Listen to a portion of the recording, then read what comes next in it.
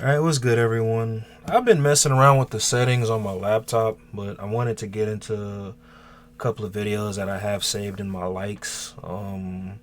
Still doing the whole reaction video thing, but also,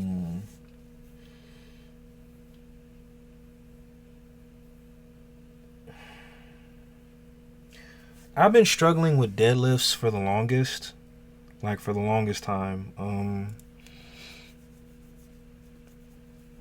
I know my form's fucked up. I know I'm not the best deadlifter, I'm not the best squatter, but I wanted to just do a video on something I found. I think it was just my algorithm, but I applied these techniques to these stretches before I deadlift, and it took a lot of pressure off my back. So I just wanted to play the video and just like go through the aspects, of this based on what I found from this guy. So based on my assessment, he competes. He has world ranking numbers, all that other stuff.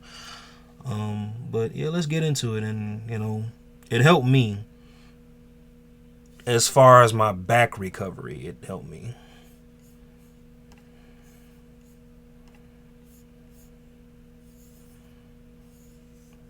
Come on, where you at?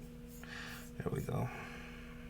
The deadlift can be a very difficult movement to understand and correctly perform in a gym. The problem is that poor execution will prevent you from developing strength, but also leads to a lot of stress on the low back, which can then...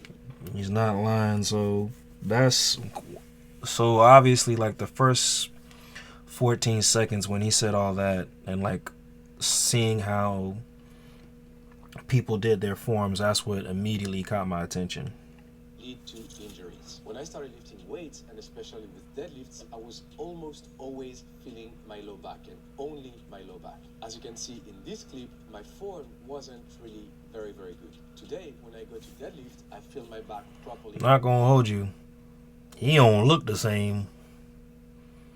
Like, you should ask him, but now let me stop. Engaged, and most importantly, I feel my lower body a lot, my glutes, my hamstrings, my adductors. And that's the case because I actually learned how to properly deadlift, which maximize my strength, allowing me to deadlift up to 4.2 times my own body weight.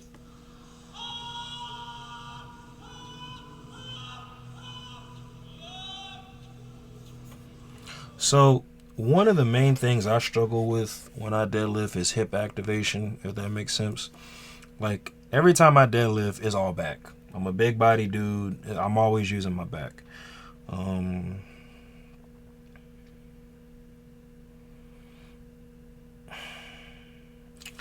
I did start implementing sumo deadlifts to my routine, and those definitely did help a lot. As far as relieving pressure off of my back. So, but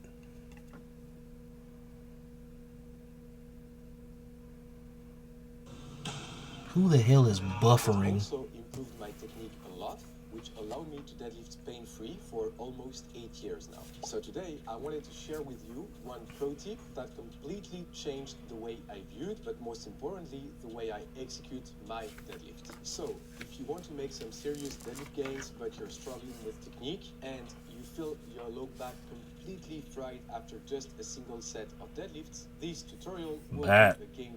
was a hold on. Where was that at? Hold on. Where?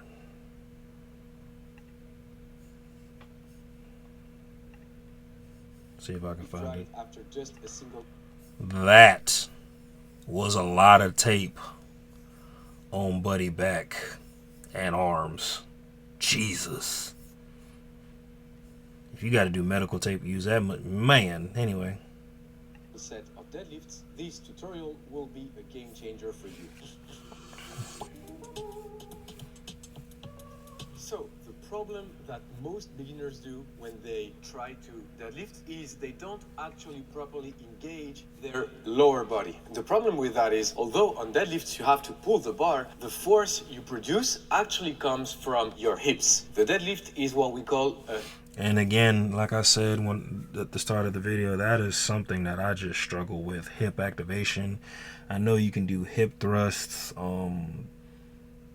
copaheban I can't explain the word, but a certain plank variation, hip abductor training. But my weak point from when I since I've been deadlifting was always my hips. Hinge movement. Imagine you go to do a movement without using the main area that will allow you to produce the most amount of force. Doesn't make a lot of sense, but unfortunately, that's what happens.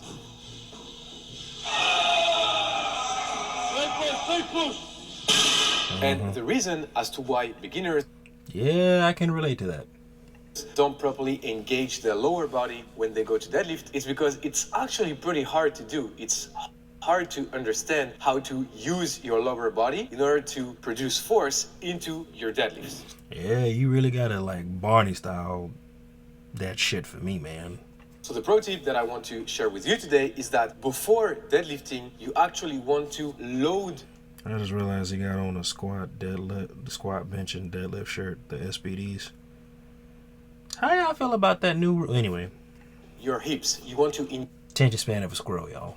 Engage your lower body. How do I do that? I'm going to demonstrate right now with the bar, and then I'm going to explain everything to you guys. This simple motion allows me to actually load my hips into the movement. So if I go from here and I just bend my back and I just round my back, I'm not engaging my hips. On the contrary. So again, I do a lot of that, y'all. I just this YouTube video it did help me a lot, but honestly, the type of coaching that I need somebody there every time I do a deadlift session until I just pretty much get it right.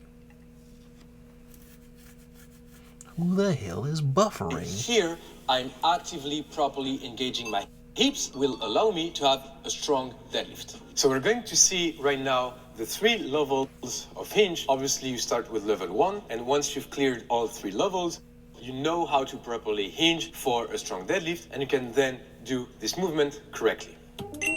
Alrighty. For level 1, you'll actually need a foam roller. You'll have it. So this technique, when I first started doing it, man, I learned just by doing these 3 techniques that my mobility in general, not just in my lower back and my knees and my legs, were just terrible. But this definitely kind of did help as far as relaxing my lower back. It high on your thighs. You'll push your forearms against the foam roller. From this position, you simply slightly bend your knees, and while keeping the contact of your forearms against the foam roller, you'll simply lower yourself.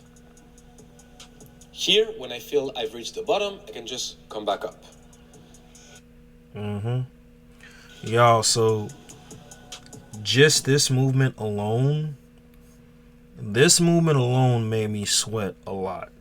I don't know what it was. I think it was the first time I properly activated my lower back or my hips, but I remember I was covered in a pool of sweat. I was like, God damn.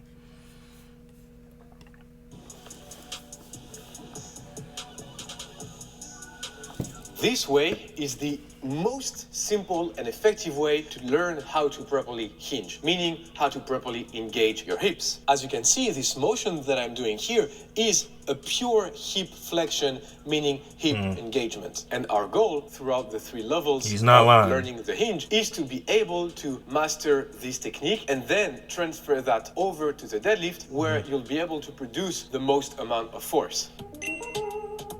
Now we're going to see level 2. For the level 2, you need a pair of light dumbbells, and you simply perform a Romanian RDL with the dumbbells. So remember, the key is to slightly... So if it wasn't Romanian RDLs, what I would also do was I would... and this is before I get I deadlift, y'all. I would do these 6. I do a total of 6 supersets before I deadlift, but they're stretches. But if they're not Romanian deadlifts, what I'll do is I'll get the kettlebells and I'll just do this motion with the kettlebells. Bend your knees. From there, you'll flex your hips while keeping the back straight. Yep. Man. Sweating. Same as fatigued. level 1. Once you've mastered level 2, mastering level 2 meaning you can properly flex at the hip, your back is straight, and you feel a good pump in your glute, in your hamstrings, in your adductors. Then we can go on to level 3. For level 3, we'll do just a single dumbbell RDL rep, and then directly you'll pull the bar. So set yourself pretty close to the bar. I will do first rep with the RDL and then straight into a deadlift. Here I'll let go of the dumbbells, and from this position I immediately go onto my deadlift. And as you just saw, this lowering up. I struggle with level 3 a lot. Need to incorporate more practice. So me, when I deadlift, right, just gonna exit out all this stuff. So for me, when I deadlift, I feel the need to pull heavy, which probably calling a spade really isn't too much help. But I work on my hip flexors a lot now. Like I started doing lower back stretching, isolate movements, like with the leg extension and the leg curls. But forgive me, y'all. But once I started incorporating these stretches, it took a lot of pressure off my back. Now, I haven't pulled heavy in a while. I've been doing a lot of rehabilitation. Reason being is because, again, it's like the rehabilitating part is hard for me. Like, just doing, like, I had a rude awakening when I started doing the stretching. Like, and also, too, I'm trying to pull 529 pounds without the belt. If I feel like I can pull that weight, then when I start incorporating the belt with higher numbers, I should be able to pull. The goal is to be able to pull 600. When, I don't know, but I want to pull 600. I'm content with just pulling 600 pounds. I don't care about pulling any other weight. But right now, what I'm struggling with is just the basics when it comes to deadlifting, man. I can't. I just got proficient at bench pressing. Like I say, within the last year. I'm definitely not good at all at bench pressing. But best way I can explain it, like I started incorporating these stretches and they helped. I just, again, it was a video that I saw that I said, hey, I can do a reaction video too.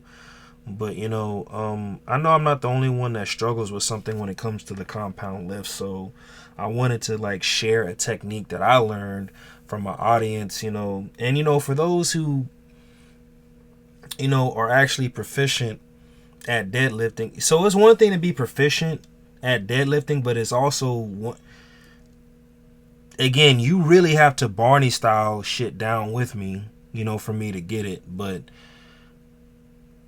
if you can give me like healthy critiques or advice, to deadlifting, to improving my deadlift, like please leave a comment below. I promise you I won't. I know a difference between constructive criticism and somebody just being like a legit asshole. I prefer the assholes because like when they go low, I take it to hell and then, you just end up hating me. But anyway, thank you for watching my video. Like, subscribe. Please tell your friends about me. And y'all have a lovely Monday night. Peace.